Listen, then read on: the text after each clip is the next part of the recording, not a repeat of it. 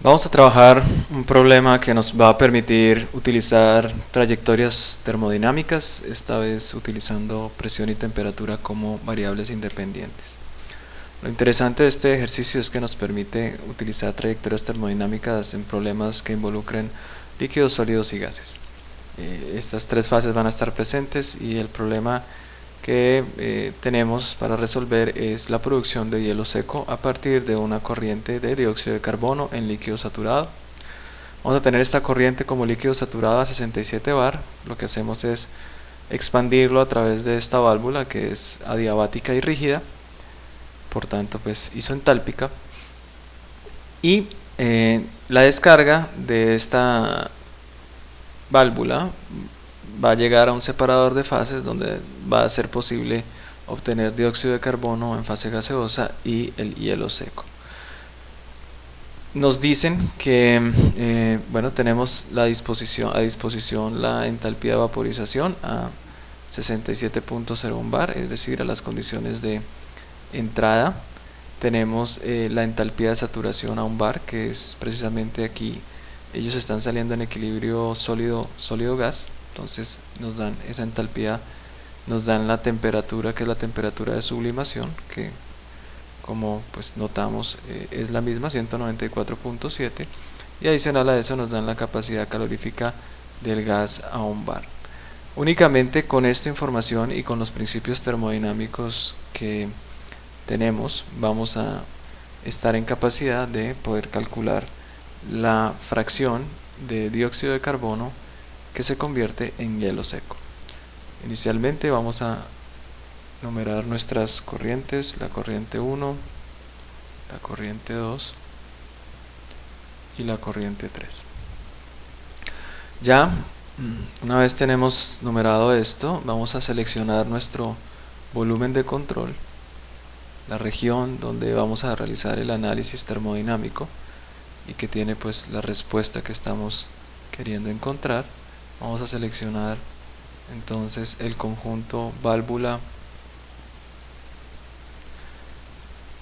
tanque de separación, y a partir de ello vamos a suponer que pues estamos trabajando en estado estacionario.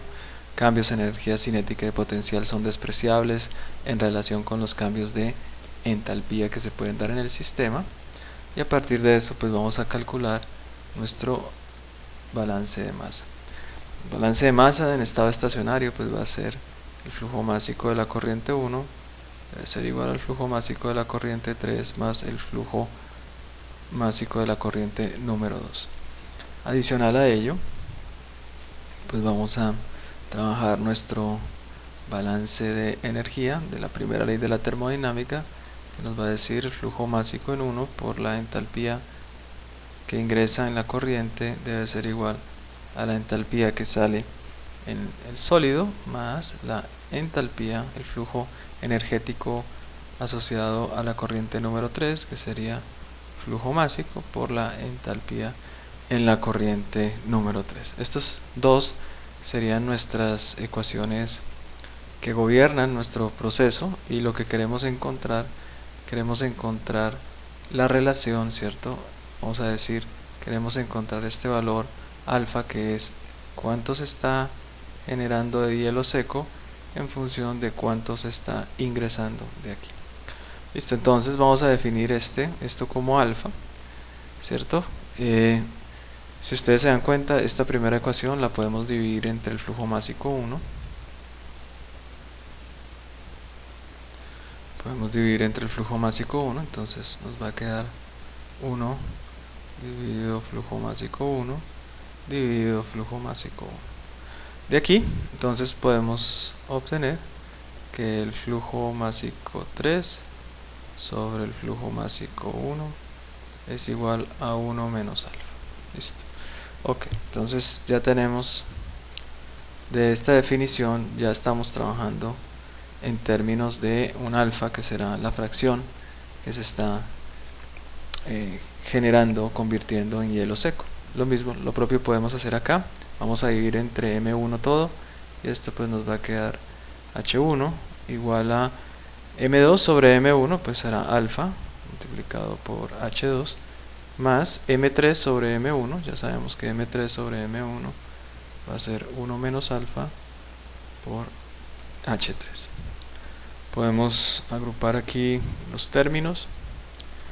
Vamos a decir entonces que nos va a quedar H1 menos H3, factor común alfa, H2 menos H1.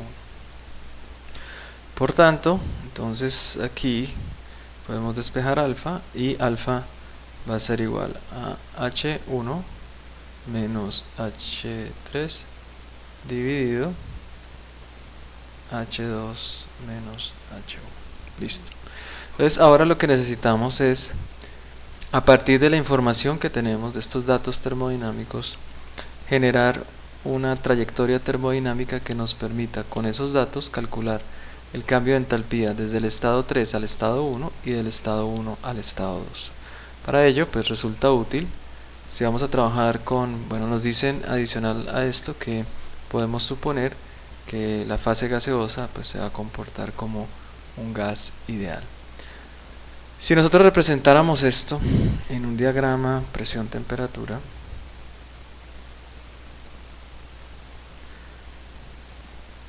tendríamos lo siguiente. Entonces, hay un líquido saturado que está a 67 bar. Vamos a suponer que por aquí más o menos 67, aquí la presión en bar, 67,01 bar. Y él se encuentra como líquido saturado acá.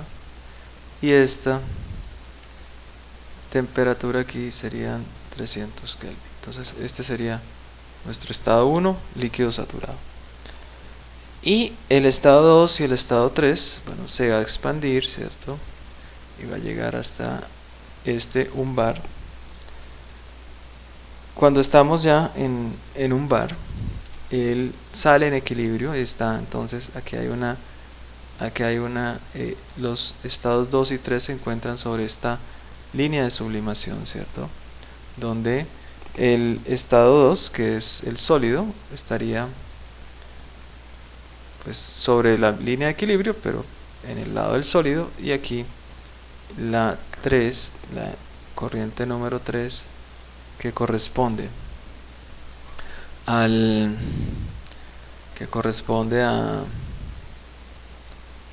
al vapor saturado, pues estaría por aquí. Entonces tendríamos que escribir un poco más detallado, ¿cierto? Tendríamos esto por acá,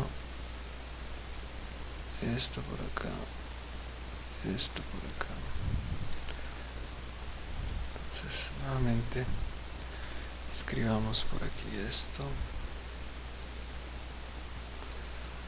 Vamos entonces a tener esto acá. Listo.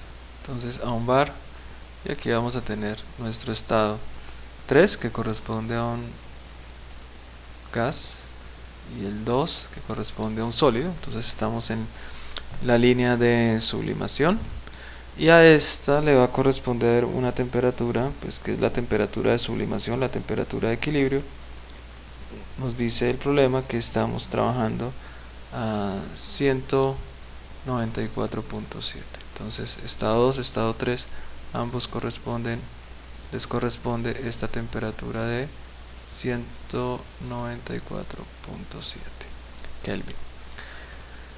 Bueno, entonces ahora la idea es identificar a través de las trayectorias termodinámicas quién sería H2 menos H1. Entonces busquemos por acá. Bueno, perdón, aquí si nos damos cuenta sería H2 menos H3. Aquí sería H2 menos H3. Listo. Entonces, ahora sí, busquemos quién es H2.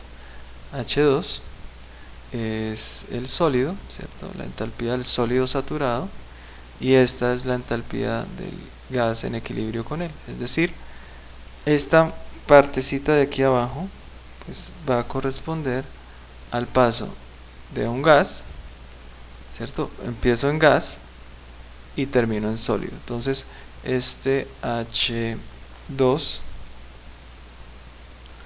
menos H3 es menos la entalpía de sublimación, ¿cierto? Porque la sublimación es pasar de un sólido a un gas, y aquí estamos pasando, de acuerdo con lo que me dice, es la entalpía de un gas que llegue a ser un sólido, entonces menos la entalpía de sublimación. Y el punto, bueno, entonces aquí ya tenemos esto, este dato pues ya está 570, ya lo conocemos. Ahora la diferencia entre H3 y H1. Entonces la idea es cómo partimos del estado 3 y llegamos al estado 1. Listo. Entonces para ello pues tenemos que suponer una ruta termodinámica. Esa ruta termodinámica lo que nos va a permitir es calcular esa diferencia, pero con los datos que tenemos. Miren que aquí nos dicen que la capacidad calorífica está a 1 bar. Por tanto, la capacidad, si es la capacidad calorífica a 1 bar, yo tengo que hacer el cambio de temperatura a esa presión que conozco, el C sub P. Entonces lo que puedo hacer es un cambio de temperatura, ¿cierto? Primero llego hasta los 300. Una vez llego a los 300, voy a hacer un cambio por presión para llegar hasta la línea de saturación, ¿cierto? Y aquí ya lo tendría. Entonces este punto A sería un cambio de temperatura. El punto B, yo llegaría hasta un vapor saturado, y para llegar a 1 tendría que condensarlo. Entonces si yo me doy cuenta, esta trayectoria H1 menos H3, que es partir de 3 y llegar a 1, va a corresponder a H1 menos H3, va a ser partir de 3 para llegar a A, que es la primera partecita. Parto del estado 3, llego a A. Esa es la primera parte. La segunda parte es llego a B partiendo del estado A, que es aquí, ya es vapor saturado, y después lo que hago es llego a 1 a partir de B. Entonces esa sería la trayectoria que yo tengo que seguir para poder calcular. ¿Por qué? Porque en este caso la capacidad calorífica que tengo está a 1 bar. No puedo cambiar la temperatura a otra condición, a otra presión, porque no conozco la capacidad calorífica a otra condición. Entonces en este primer pedacito de aquí es el cambio de entalpía respecto a la temperatura. Pues esto es la integral del C sub P del gas de T entre la temperatura 3, que serían 194.7, ¿cierto? Que es la temperatura que está acá, hasta la temperatura A. Esta temperatura en el estado A son 300 Kelvin más. Ahora, el paso de A a B es un cambio isotérmico por presión. Entonces mantengo la presión constante, me muevo por esa isoterma de 300 y voy cambiando la presión desde 1 hasta 67,01 bar. ¿De qué? Del cambio de la entalpía respecto a la presión, manteniendo T constante.